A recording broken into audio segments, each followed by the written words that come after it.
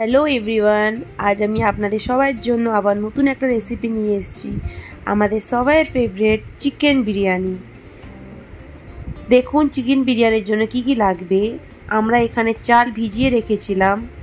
আমরা হাঁড়িতে জল গরম করে ডালচিনি, লবঙ্গ আর এলাচ দেবো, দিয়ে আমরা পরিমাণ অনুযায়ী নুন দেবো ওর মধ্যে। এবার আমরা ভিজিয়ে রাখা চালটা অ্যাড করব। এবার আমরা হাঁড়ির ঢাকনাটা দিয়ে দেবো।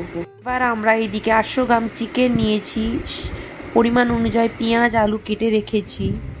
এবার আমরা কড়াইয়ে তেল দিয়ে তেলটা গরম হয়ে যাওয়ার পর আলুগুলো একে একে ভেজে নেবো লাল করে। আলু ভাজা হয়ে যাওয়ার পর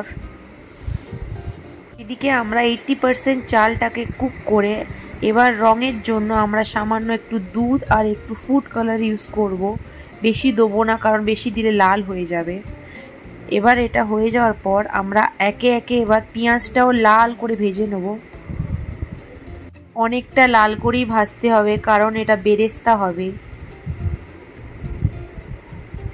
পেঁয়াজটা এখানে লাল করে ভাজা হয়ে যাওয়ার পর আমরা ওই কড়াইতে চিকেনগুলো একটু ভেজে নেবো, যেহেতু চিকেনগুলো খুব বড় পিস আছে, না হলে ভালো সিদ্ধ হবে না। চিকেন ভাজা হয়ে গেছে আমাদের।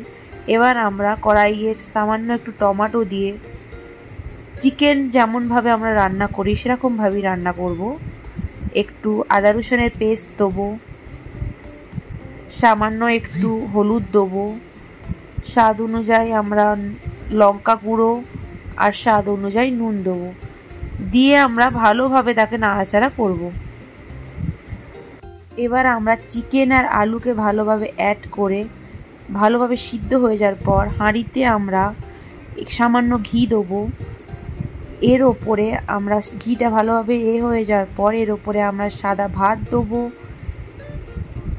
সাদা ভাত হয়ে যাওয়ার পর একটু পেঁয়াজের বেরেস্তা দেবো।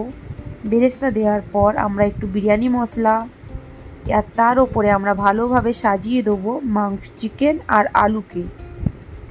এইভাবেই আমরা কন্টিনিউ রিপিট করে যাব।